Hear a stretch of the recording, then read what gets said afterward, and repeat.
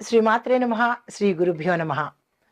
మనకి మన ఖగోళంలోనూ, మన జ్యోతిష శాస్త్రంలోనూ ప్రతి వ్యక్తికి కొన్ని కొన్ని యోగాలు సంప్రాప్తమవుతాయి. ఈ యోగాల్లో రాజయోగము, మహారాజయోగము, లక్ష్మీ యోగము, ఇలాగా కుబేర యోగము, ఇట్లా చాలా చాలా యోగాలు వస్తూ ఉంటాయి. అయితే మనం నిత్యకృత్యంలో కూడా అనుకుంటూ ఉంటాం, మనకు ఆ యోగం ఉందో లేదో అని. మీరు ఆ మాట వినే ఉంటారు. అయితే ఆ యోగం ఉండాలన్నా యోగం ఉండాలి.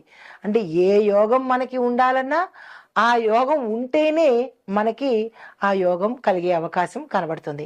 అయితే ఇప్పుడు మనం ప్రస్తావించుకునే విషయము కుబేర యోగము. అందరికీ ఆశ్చర్యం కలిగించవచ్చు. కుబేర యోగం ఏంటి?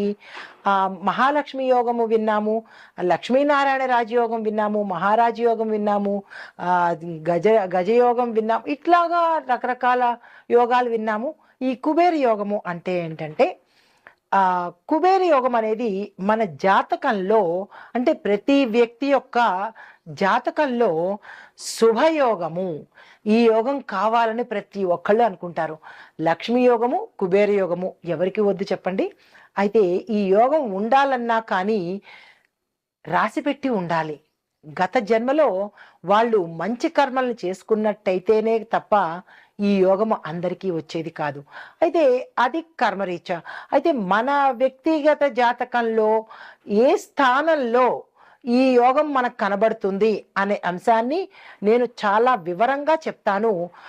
వీలైతే రాసుకునే ప్రయత్నం చేయండి, లేదు అంటే 1-2 సార్లు చూసే ప్రయత్నం తప్పనిసరిగా చేయండి. అయితే ఈ వ్యక్తులు, కుబేర యోగం కలిగిన వ్యక్తులు ఆర్థికంగా చాలా విశేషంగా ఉంటారు. మీరు మన నిత్యకృత్యంలో కూడా మనం చాలా మంది వింటాం, వాళ్ళు కుబేరులు రా అనుకుంటూ ఉంటారు. ఆయనకేమి మహారాజు కుబేరుడు అని అంటారు కదా.